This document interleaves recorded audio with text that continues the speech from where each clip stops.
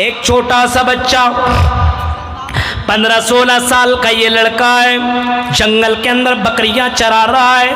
حضرت عبداللہ ابن عمر کا گزر ہو رہا ہے۔ سنو آئینہ چتپور کے مسلمانوں، ذرا دیکھو تربیت ماں نے کیسی کی تھی، تربیت باپ نے کیسا کیا تھا۔ یہ غلام ہے، ہاں یہ بکریاں چرایا کرتا ہے، جنگل کے اندر یہ بکریاں چرا رہا ہے، جنگل کے اندر ہے، بکریوں کا وہ مالک بن کر کے امانت کے طور پر وہ بکریاں چرا رہا اپنے مالک کا۔ ان بکریوں کو چرانے والا جنگل کے اندر اکیلا ہے۔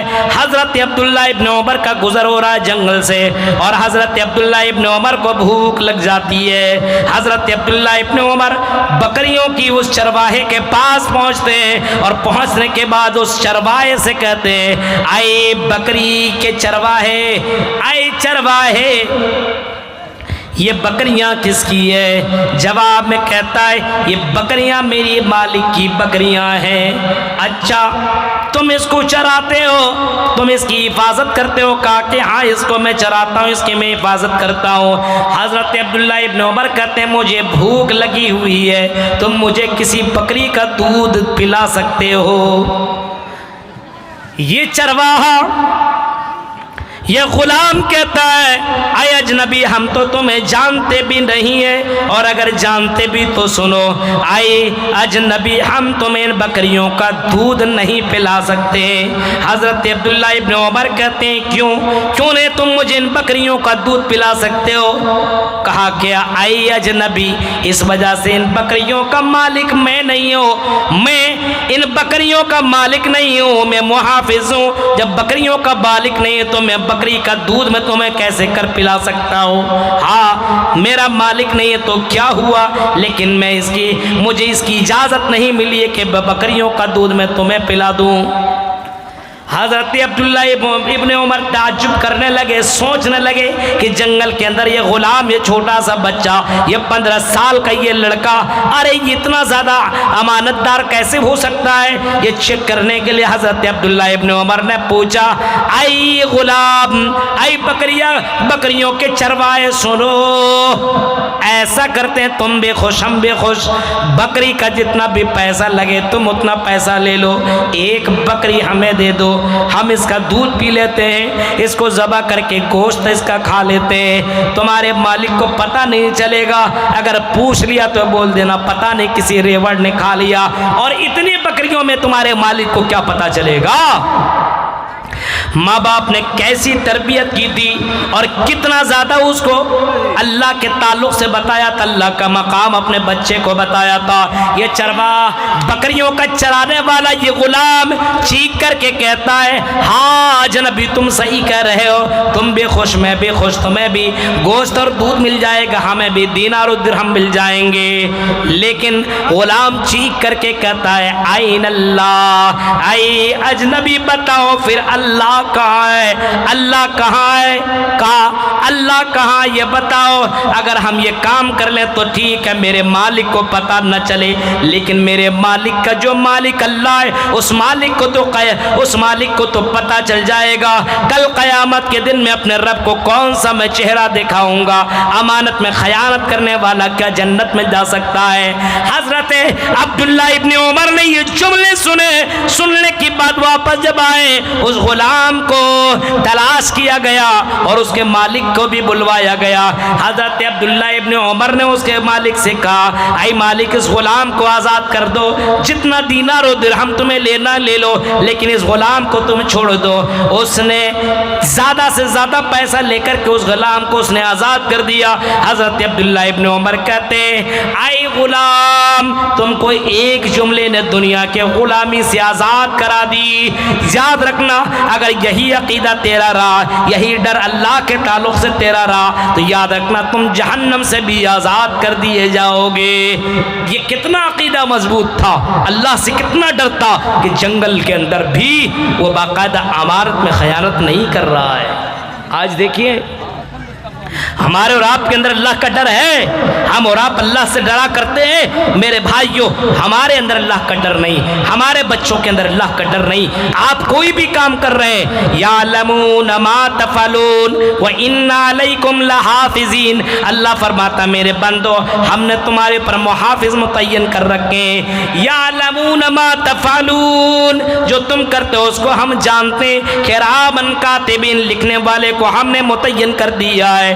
ہاں، اپنے بچوں کے دلوں کے اندر اللہ کا ڈر پیدا کرو، تربیت دو، اپنے بیٹوں کو بھی تربیت دو، اپنے بیٹیوں کو بھی تربیت دو، اور اس کو بتاؤ موبائل چلانے والے، بند کمرے کے اندر چیٹنگ کرنے والے، بند کمرے کے اندر گندی گندی چیزیں دیکھنے والے، آئی میری بیٹی غلط کام کرنے والے سن، اللہ رب العالمین تیری حرکتوں کو ریکارڈ کر رہا ہے۔ میرے پیارے ساتھیوں، اپنے بچوں کے دلوں کے اندر یہ ڈر دلانا یہ تمہاری ذمہ داری ہے۔ آج سماج اگر بگڑ رہا ہے، سوسائٹی اگر بگڑ رہی ہے، تو اس کی سب سے بڑی وجہ یہی ہے کہ ہم اپنی صحیح معنوں میں اپنی ذمہ داری نہیں نبھا رہے ہیں۔ اور یاد رکھنا کل قیامت کے دن اس کے ذمہ داری کے تعلق سے ہر کسی سے اس کے ذمہ داریوں کے تعلق سے سوال کیا جائے گا۔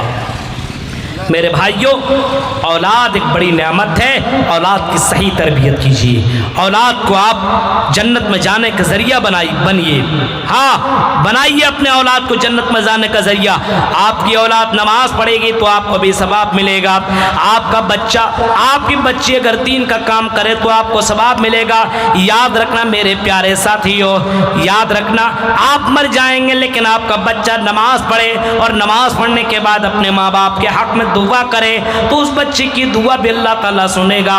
رب ارحمہما کما ربیانی صغیرا، جب بچہ چیخ کر کے کہے گا کہ اللہ میرے ماں باپ کے اوپر رحم فرما اسی طریقے سے جس طریقے سے میرے ماں باپ نے میرے بچپن کے اندر رحم کیا تھا، جب بچہ دعا کرے گا اس کی دعا کو بھی اللہ سنے گا۔ میرے پیارے ساتھیوں، اپنے بچوں کی تربیت دو، اپنے بچوں کو دیندار بناؤ، اپنے بچوں کو اللہ والا بناؤ، اپنے بچوں کو توحید والا بناؤ، اپنے بچوں کو شرک سے بچاؤ، اپنے بچوں کو غیبت سے بچاؤ، چغل خوری سے بچاؤ، اپنے بچوں کو لعن طعن سے بچاؤ، غلط کاموں سے اپنے بچوں کو دور کرو۔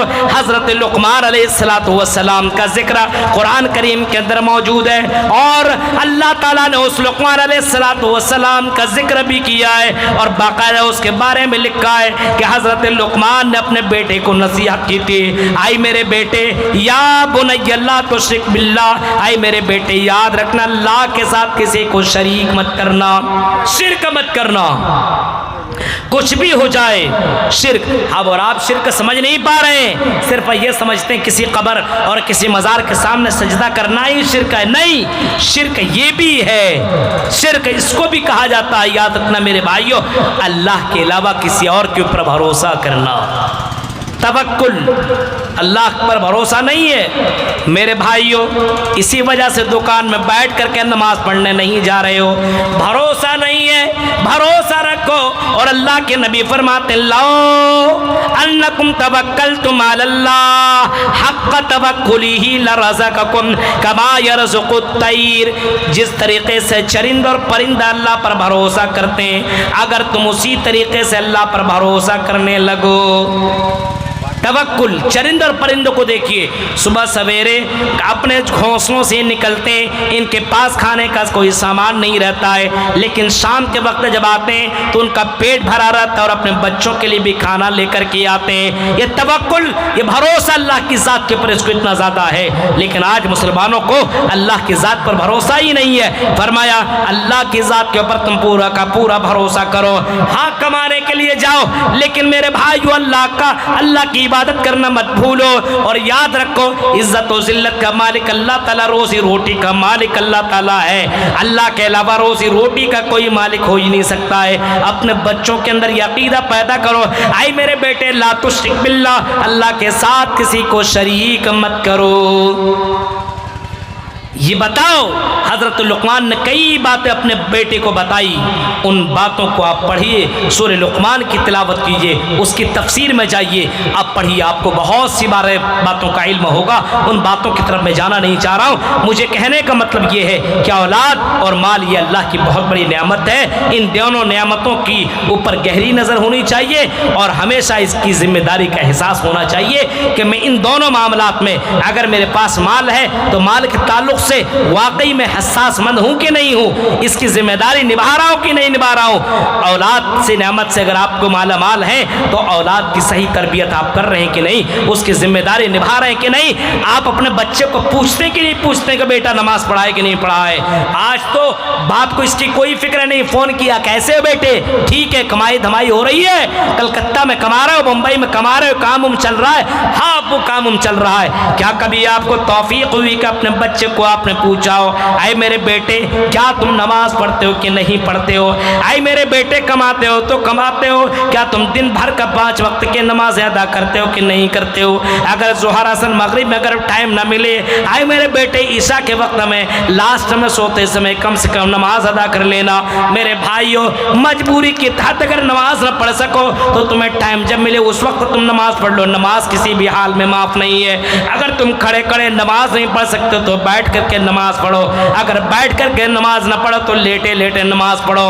اور یہ سب کے لیے ہے، مردوں کے لیے بھی ہے، عورتوں کے لیے بھی ہے، کالجوں میں پڑھنے والوں کے لیے، پڑھنے والیوں کے لیے بھی ہے، مدرسہ میں پڑھنے والے لڑکے اور لڑکیوں کے لیے بھی یہ نماز ہے، بزنس مین لوگوں کے لیے بھی نماز ہے، ڈاکٹروں کے لیے بھی یہ نماز ہے، سب کے لیے یہ نماز ہے۔ میرے پیارے ساتھیوں، ہمیں اور آپ کو یہ طریقہ معلوم ہونا چاہیے، اپنی ذمہ داری کا احساس ہمارے پاس آج موجود نہیں ہے، صرف دنیا کے چکر میں ہم پڑے ہوئے ہیں۔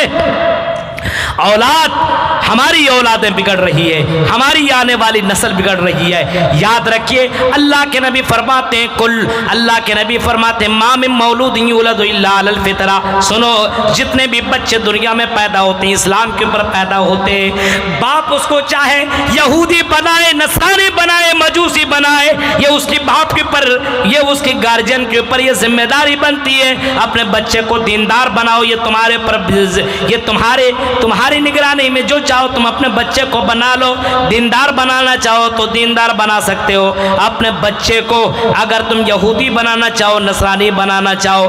میرے پیارے ساتھیوں، ذرا تصور کرو، غور کرو، اللہ کے نبی فرما رہے ہیں آج ذرا دیکھیے ہم اپنے بچے کو کیا بنا رہے ہیں، آج ہمارا بچہ کیا بن رہا ہے۔ میرے پیارے ساتھیوں، ذرا غور کرو، آپ کا بچہ ہے، آپ کو زیادہ فکر ہونی چاہیے، دنیا سے زیادہ، آخرت سے زیادہ دنیا کی فکر کر رہا ہے۔ شراب میں یہ آگے، جوا میں یہ آگے، حرام خوری میں یہ آگے، زنا کے اڈوں میں آپ کو یہی آپ کے بچے ملیں گے۔ اس کے ذمہ دار آپ ہیں آپ، کل قیامت کے دن آپ کو جواب دینا پڑے گا، کیا آپ جواب دے پائیں گے؟ میرے پیارے ساتھیوں، ایک آدمی جنت میں جانے لگے گا، فرشتہ اس کو جنت میں جانے کے لیے اللہ تعالیٰ کی اجازت سے بول دے گا جائیے جنت کے اندر آپ چلے جائیے۔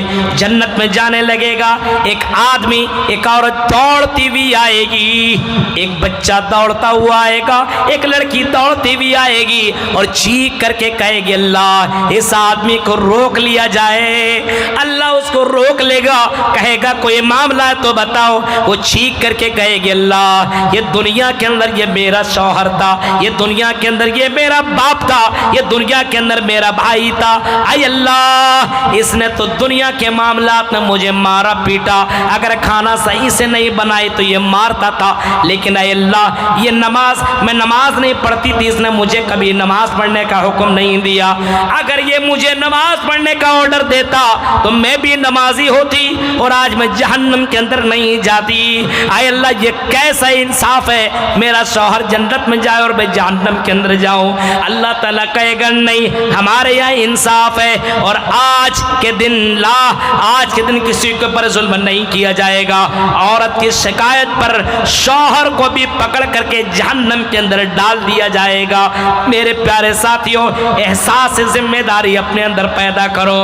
آپ اپنے گھر کے اندر دیکھیے، آپ کے گھر کے اندر دینداری ہے یا نہیں ہے، آپ کو بچہ صحیح کر رہا ہے کہ غلط کر رہا ہے۔ آپ اپنے بچوں کی زندگی کے اندر اسلامی کلچر پیدا کرنے کی کوشش کریں۔ میرے بھائیو، تقریریں تو اتنی لمبی ہو سکتی ہے کہ فجر تک بھی بولا جا سکتا ہے، لیکن آپ کو معلوم ہے بہت دور سے میں آیا ہوں، ابھی تھوڑی دیر آرام ہی کر رہا تھا اسی دربار ہوٹل کے اندر، راج دربار ہوٹل میں، لیکن میرے بھائیوں میری باری آ گئی۔ یہ 1.5 گھنٹے کی یہ تقریر آپ کے سامنے میں نے اس امید کے ساتھ رکھی ہے کہ شاید اتر جائے تیرے دل میں میری بات۔ اللہ تعالیٰ کہنے والے کو بھی اور سننے والے کو بھی سب کو عمل کرنے کی پوری توفیق عطا فرما۔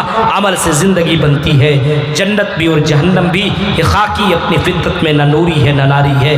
اللہ تعالیٰ سے دعا کرتے ہیں کہ رب العالمین جو نعمتیں ہمیں اللہ تعالیٰ نے دی ہے، ان نعمتوں کی قدر کرنے کے ساتھ ساتھ ہمیں احساس ذمہ داری اپنے اندر پیدا کرنے کی ہمیں توفیق عطا فرما۔ رب العالمین جو باتیں کہی گئی اللہ، ان باتوں کے اوپر سب کو اور ہمیں اپنی زندگی کے اندر غور و فکر کرنے کے ساتھ ساتھ عملی جامہ پہنانے کی توفیق عطا فرما۔ رب العالمین یہ اللہ کا گھر اور یہ مسجد تعمیر ہو رہی ہے، ہمیں معلوم ہے اللہ کا گھر اگر بنتا ہے اور کوئی بندہ بناتا ہے تو اللہ کے نبی نے فرمایا من بنا للہ مسجدن بن اللہ لہ بیتن فی الجنہ، اگر کوئی اللہ کے لیے گھر بنائے تو اللہ تعالیٰ اس کے لیے جنت میں گھر بنائے گا۔ اس کے تعلق سے بہت سارے واقعات ہیں، میں جانا نہیں چاہتا ہوں، صرف اتنا کہوں گا دنیا کی دولتیں دھری کی دھری رہ جائیں گی، کیا پتا سورج صبح کا آپ دیکھ سکیں یا نہ دیکھ سکیں۔ اگر اللہ نے آپ کو دولت سے نوازا ہے تو آپ اسی وقت رات کے پہر کے اندر اعلان کر کے آپ زیادہ سے زیادہ تعاون لکھوا دیجئے اور اللہ کے راہ میں خرچ کر لیجئے، یہی مال آپ کو مرنے کے بعد کام آنے والا ہے۔ رب العالمین سے دعا ہے کہ اللہ جو مر چکے اللہ انہیں کروٹ جنت نصیب عطا فرما۔ الہ العالمین ہم سب کو آپس میں اتحاد و اتفاق کے ساتھ زندگی گزارنے کی توفیق عطا فرما، آمین۔ وآخر دعوانا الحمدللہ رب العالمین، والسلام علیکم ورحمۃ اللہ وبرکاتہ۔